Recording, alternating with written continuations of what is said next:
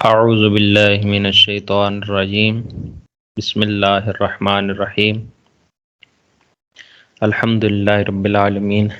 آج ہم قرآن پاک سیکھنے کی نیت سے اس گروپ میں تمام احباب ایڈ ہیں اور قرآن پاک کو جو اس کا حق ہے اس طرح پڑھنے کی نیت سے تو سب سے پہلے یہ یاد رکھیں کہ تجوید کے ساتھ قرآن پاک پڑھنا ضروری ہے، کیونکہ قرآن پاک کی ایک صورت قل هو اللہ احد، کہہ دیجئے کہ اللہ ایک ہے، اگر اس کو ہی پڑھا جائے قل هو اللہ احد باریک کاف کے ساتھ تو اس کا مطلب بنے گا کھاؤ کہ اللہ ایک ہے، نعوذ باللہ۔ اور اسی طرح سورۃ فاتحہ ہم ہر نماز میں پڑھتے ہیں الحمد للہ رب العالمین، الحمد تمام تعریفیں اللہ تعالیٰ کے لیے ہیں، تو اگر اسی کو الحمد پڑھا جائے دو آنکھوں والی ہا کے ساتھ پڑھا جائے تو اس کا مطلب بنے گا آگ، گلی سڑی چیزیں، تو نعوذ باللہ اس کا ترجمہ پھر کیا بن جائے گا۔ تو اس لیے قرآن پاک کو تجوید کے ساتھ پڑھنا نہایت ہی ضروری ہے۔ تو اس میں ہم شروع کرتے ہیں قاعدے سے۔ بہت سی چیزیں ایسی ہیں جو کہ کچھ دوستوں نے کہا اور جب میں نے انہیں بتایا تو انہوں نے کہا جی یہ تو ہمیں پتہ ہی نہیں ہے، تو وہ چیزیں سیکھنا ضروری ہیں۔ اور یہ بھی یاد رکھیں کہ جب ایک بندے نے پڑھ لیا، کسی نے اس کو یہ چیزیں نہیں بتائی تو اس نے پڑھ لیا، اب اگر وہ غلط پڑھ رہا ہے تو اس میں وہ گناہ گار ہے، اس وقت تک گناہ گار ہے جب تک وہ اس کو درست نہیں کرتا اور سیکھتا نہیں ہے۔ اگر وہ سیکھے پھر بھی درست نہ پڑھ سکے تو وہ غلطی کا ازالہ ہے، وہ گناہ پہ ڈٹ نہیں گیا۔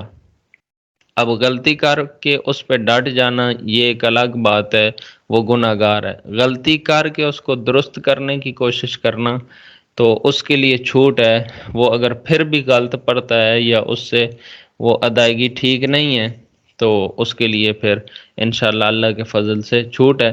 شروع کرتے ہیں تختی نمبر 1، سبق نمبر 1، قاعدے کا سب سے پہلا سبق، اور یہی وہ تمام حروف ہیں جن کی وجہ سے ہم قرآن پاک درست پڑھ سکتے ہیں۔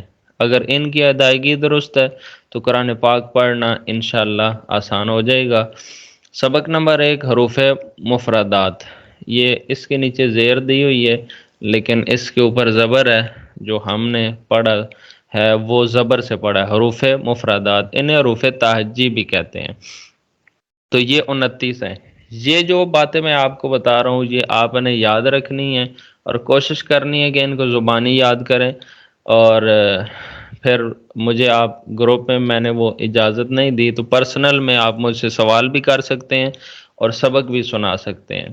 جو یہ شوق رکھتے ہیں، ذوق رکھتے ہیں، تو انشاءاللہ میں مکمل ان کی ہیلپ کرنے کی کوشش کروں گا، اور یہ انشاءاللہ فی سبیل اللہ کام ہے، صرف اس نیت کے ساتھ کہ کوئی بندہ قرآن پاک سیکھنا شروع ہو جائے، پڑھنا شروع ہو جائے، اس کی ادائیگی درست ہو جائے تو ہماری دنیا بھی بہتر ہو جائے گی اور آخرت بھی بہتر ہو جائے گی۔ اور ہر ایک بندہ اس نیت کے ساتھ دوسروں کو اس میں لائے، قریب کرے، قرآن پاک سیکھنے کی دعوت دے کہ وہ پڑھے گا اور ہماری قبر بہتر ہو جائے گی۔ جب تک وہ پڑھتا رہے گا ہمیں ثواب ملتا رہے گا۔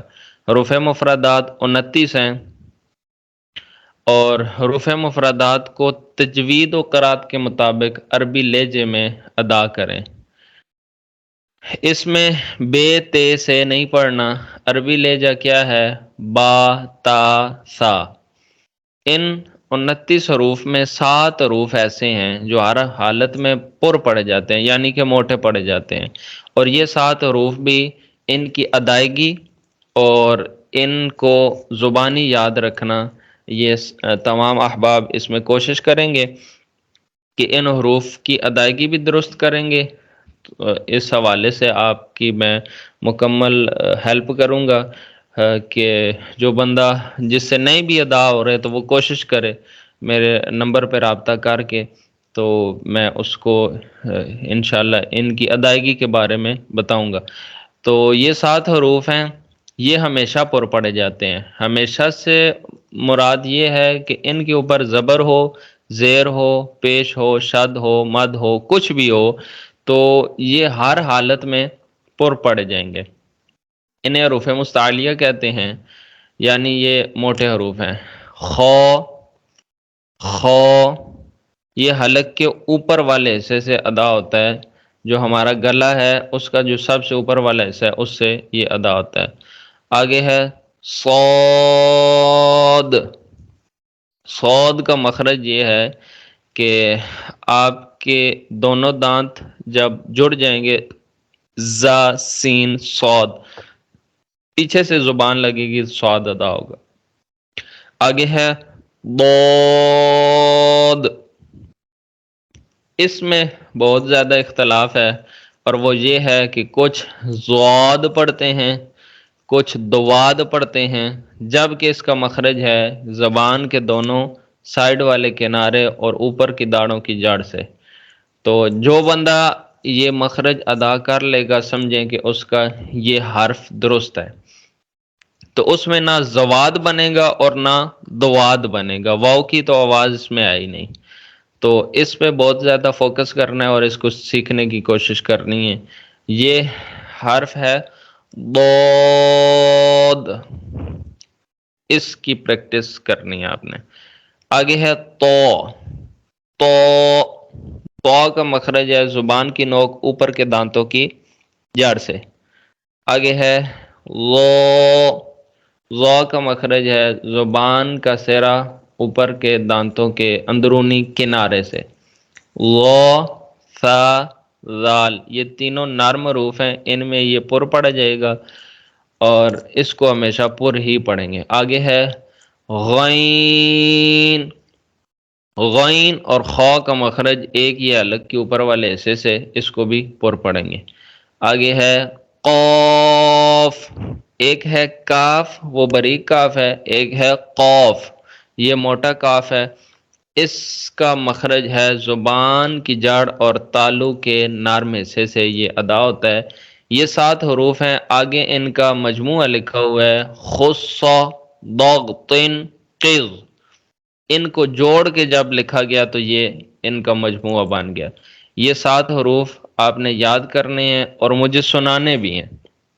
دیکھیں، صرف سبق سننا مقصد نہیں ہے، ساتھ اس کی پریکٹس کرنا اور اس کو سیکھنے کی نیت سے یہ کوشش بھی کرنی ہے۔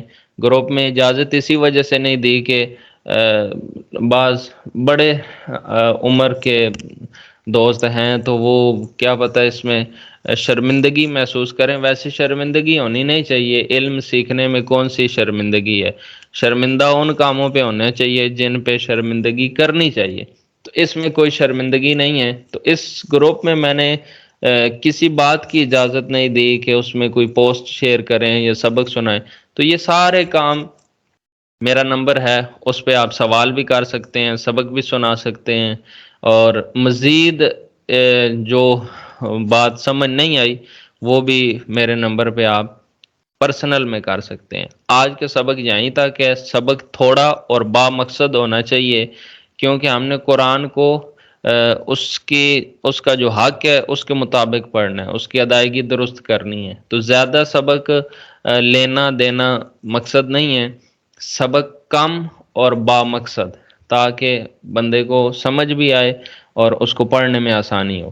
تو یہ جو چند لائنیں ہیں یہ میں نے آپ کو بتا دی ہیں، ان میں سے کوئی سوال ہو تو آپ کر سکتے ہیں۔ 7 حروف کی آپ نے پریکٹس کرنی ہے، انشاءاللہ کل سے حروف مفردات الف سے شروع کریں گے۔ اللہ کریم میرا آپ کا حامی و ناصر ہو۔ جو احباب کوشش کر رہے ہیں اور نیت کر کے بیٹھے ہوئے ہیں، اللہ کریم سب کی مدد فرمائے اور قرآن پاک پڑھنے میں اللہ کریم آسانیاں پیدا فرمائے۔ السلام علیکم ورحمۃ اللہ وبرکاتہ۔